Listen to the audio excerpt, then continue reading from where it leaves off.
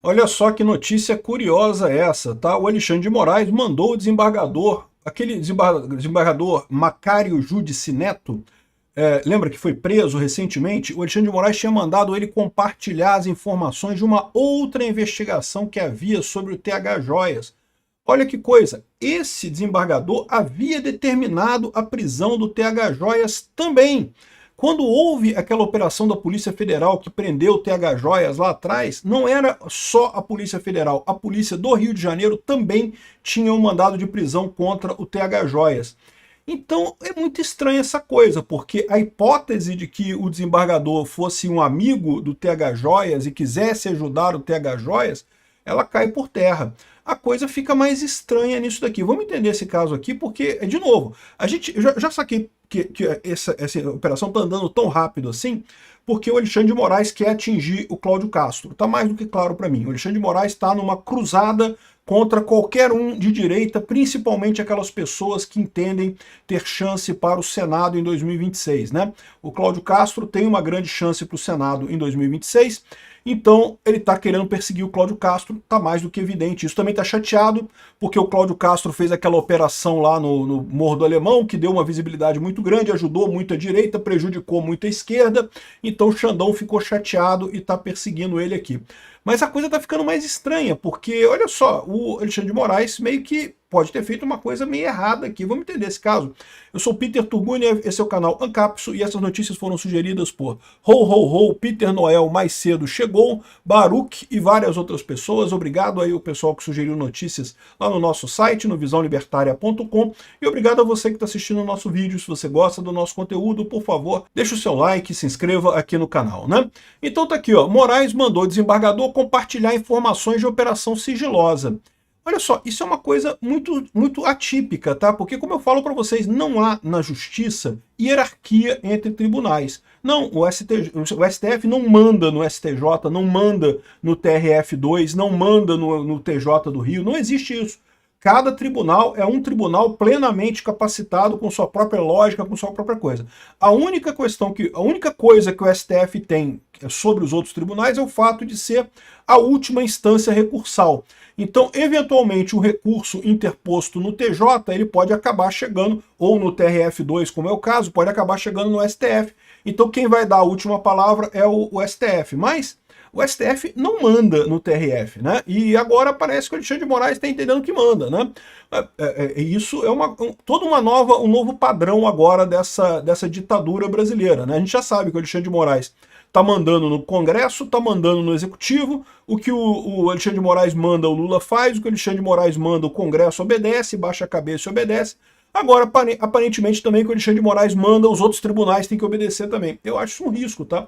Eu falo para vocês, a justiça brasileira está correndo um risco muito grande de perda de capacidade institucional por conta desses desmandos do Alexandre de Moraes, né? Então tá aqui, olha só. Na decisão que mandou prender o Rodrigo Bacelar, então vamos lembrar, lá em julho, teve a prisão do TH Joias. O TH Joias é um deputado estadual aqui do Rio de Janeiro e ele é acusado de ter ligações com o Comando Vermelho, né? Eu não sei exatamente o caso dele. O TH Joias, ele se apresenta como um empresário, ele é ourives, né? Ele tem uma joalheria, né? Com ouro e joias, eu não sei o que lá, e supostamente tem ligações com o pessoal do Comando Vermelho, tem um monte de ligação, de amizade, não sei o que lá. Então a acusação que pesa contra ele é essa. Lá em julho ele foi preso, tá? Ele foi preso, perdeu o mandato e coisa e tal. Só que o que o pessoal ficou chocado? Que ele sabia que ia receber a Polícia Federal. Os celulares todos foram apagados, os computadores todos foram apagados e coisa e tal, de forma que quando a Polícia Federal chegou lá para fazer a busca e apreensão e a prisão dele, conseguiu fazer a prisão dele, mas não conseguiu pegar muita coisa de informação porque ele tinha sido avisado com antecedência, né? E aí, só que o burro do TH Joias, o idiota completo do TH Joias, com um celular novo, né, ele recebeu o aviso do Bacelar de que sofreria busca e apreensão, aí ele trocou de celular, fez o correto, pegou o celular velho dele, jogou fora, quebrou, não sei o que, ela comprou um celular novo, botou a linha nova no celular novo, né, e pronto, acabou. O que tinha no outro celular velho, deixa pra lá. Isso está correto. Aí o que o cara faz? Manda uma mensagem para o Bacelar. Ah, mas olha só, tem umas carnes no freezer aqui. Será que a PF vai pegar as carnes no freezer? Puta que pariu, né? Ou seja, sacaneou, entregou que foi o Bacelar que avisou para ele que ele ia ser preso. Aí, ou seja, o Bacelar é o presidente da Alerj, né, aqui da Assembleia Legislativa do Rio de Janeiro, ou seja, entregou que foi o Bacelar que avisou ele. Daí o Bacelar foi preso, foi a operação no dia 2 de setembro, é isso, né? Quando é que foi a operação? 3 de setembro. No dia 3 de setembro teve a operação de prisão do Bacelar. Nesse mesmo pedido, ele pediu também que o pessoal do TRF2, é o juiz Macário, aqui ó, pouco mais de 2 semanas depois de autorizar a sua prisão preventiva, 2 semanas antes de autorizar a sua prisão preventiva, o ministro Alexandre de Moraes determinou que o desembargador Macário Ramos Júdice Neto, do TRF2, compartilhasse com ele todos os elementos de convicção angariados em todos os procedimentos e processos relacionados à Operação Oricalco. Que operação Oricalco é essa? É uma operação que a gente nunca ouviu falar. Era uma operação aqui da Polícia do Rio de Janeiro que a PF sequestrou, igual fez com a Carbono Oculto lá em São Paulo, lembra? Que eles quiseram pegar o pessoal lá da Faria Lima e coisa e tal, sequestraram a operação que já estava acontecendo pela Polícia de São Paulo, eles sequestraram. Aqui também, a mesma coisa. A prisão do TH Joias ia ser feita pela Operação Oricalco, que era uma operação aqui do Rio de Janeiro e coordenada por esse juiz Macário Ramos do TRF2. Então a gente já tem uma informação aqui que o juiz, ao contrário do que algumas pessoas imaginaram, né, o que se imaginou em algum momento, ele estava tentando avisar que o cara queria ser preso, não sei o que lá, que queria ajudar o TH Joias. Não, ele não queria ajudar, ele determinou a prisão do TH Joias. E trata-se até o momento da única menção conhecida ao nome dessa operação. O juiz Júdice Neto, né, Macário Júdice Neto, de uma investigação que culminou na prisão preventiva do deputado da Alerj, TH Joias, do MDB. Esse processo corria em paralelo à apuração da Polícia Federal. Então, olha só que coisa curiosa. Era, mais uma vez, igual na Carbono Oculto lá em São Paulo, tinha 2 investigações em paralelo, né? O governo federal. De novo, você sabe que o governo federal está fazendo uma grande tentativa de tomar conta da segurança pública no Brasil, com a tal da PEC da segurança pública e coisa e tal. Isso daqui não deixa de ser uma maneira deles tentarem se impor à força nisso daí, né? Um absurdo completo, né? Porque a investigação estava acontecendo já aqui no Rio de Janeiro, né? Havia, portanto, 2 mandados de prisão preventiva a serem cumpridos contra o TH Joias em 3 de setembro. Não é estranho isso? Assim, me parece muito estranho isso, porque não precisa de mais do que um mandado de prisão preventiva, né? Por que tinha 2 nessa história? E por que o Alexandre de Moraes determinou que tudo fosse mandado para o STF? De novo, isso não é padrão não, tá? Ele poderia até solicitar isso para o TRF2, a solicitação é uma coisa justa, né? Os tribunais todos têm interesse, como eu falei, não existe hierarquia de tribunal, mas os tribunais tendem a cooperar entre si, todos eles têm o mesmo objetivo de fazer cumprir a lei. Então, em tese, você pode fazer um acordo e fornecer provas, evidências e coisa e tal, mas o que parece nesse caso aqui é que o Alexandre de Moraes determinou que ele entregasse todas as informações para o STF, como se fosse uma coisa obrigatória, como se o STF mandasse no TRF2, né? Isso é um risco, tá? O pessoal aí dos TRFs, dos tribunais brasileiros, tem que prestar atenção nisso. É o que eu falo para vocês, o Alexandre de Moraes está se tornando um Stalin da vida, um Joseph Stalin da vida. O Stalin na União Soviética, em tese, não tinha o poder todo, pela lei, pela Constituição lá da União Soviética, da época do comunismo, ele não tinha aquele poder todo que ele tinha, não. Como é que ele angariou aquele poder todo? Ele começou a dar ordem para todo mundo e quem desobedecesse ele matava, né? E aí, ou seja, né, o pessoal obedecia, né?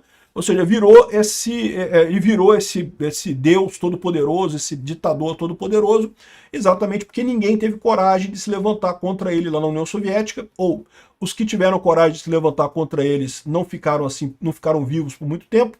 E aqui no Brasil parece que o Alexandre de Moraes está fazendo isso também. Qualquer um que for contra ele, ele mandou prender o cara. Agora abre-se um monte de possibilidades para essa prisão do juiz aqui, do desembargador do TRF2. Será que ele foi preso porque ele de fato avisou o Bacelar, né? Porque essa era a suspeita de todo mundo, que ele teria avisado o Bacelar, que é o presidente da Alerj, e o Bacelar teria avisado o TH Joias da ação policial. Isso, a gente sabe que o Bacelar avisou o TH Joias.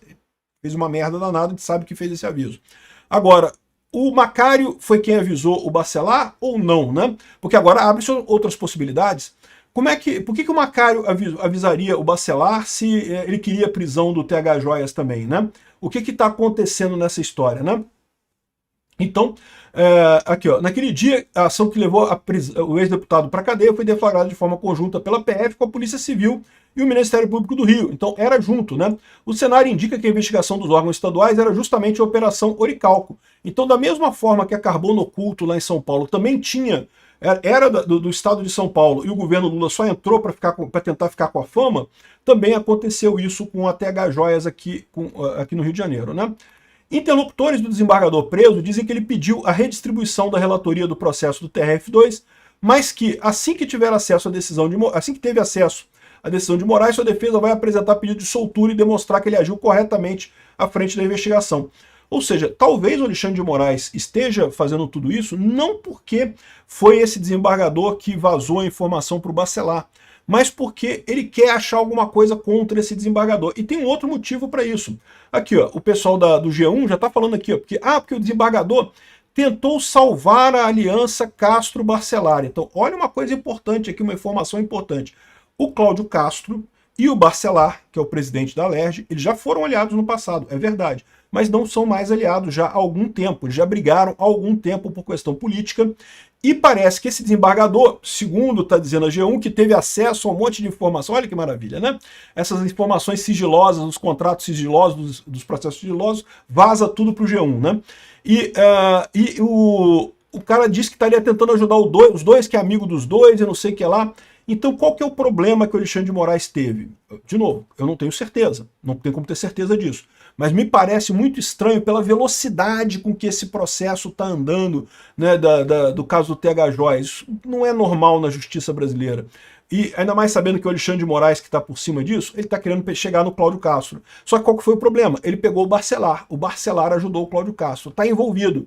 Só que o Cláudio Castro é brigado com o Bacelar. Já brigou com o Bacelar há um tempão. Eles foram, de fato, aliados no passado, não são mais aliados há um tempão. Então, ficou ruim a estratégia do Alexandre de Moraes de ligar o Bacelar ao Cláudio Castro. Qual que foi a estratégia dele agora? Ah, tem o desembargador, que é amigo dos dois, que disse que tentou salvar a aliança e coisa e tal, mas não consta que tenha conseguido. Ou seja, o ponto é, tentou pegar o desembargador para conseguir fazer essa ponte. Meu amigo, tá muito estranha essa história aqui, tá muito estranha. Como eu falo para vocês, a impressão que me dá é o Alexandre de Moraes querendo chegar no Cláudio Castro de qualquer jeito, a qualquer custo, para tentar manchar a imagem do Cláudio Castro para as eleições do ano que vem. Não vai ser fácil 2026 não, meu amigo. 2026 vai ser pedreira. Obrigado por assistir nosso vídeo até o final. Tem alguns links para você nos ajudar aí na tela e também na descrição desse vídeo. Contribua com o nosso projeto.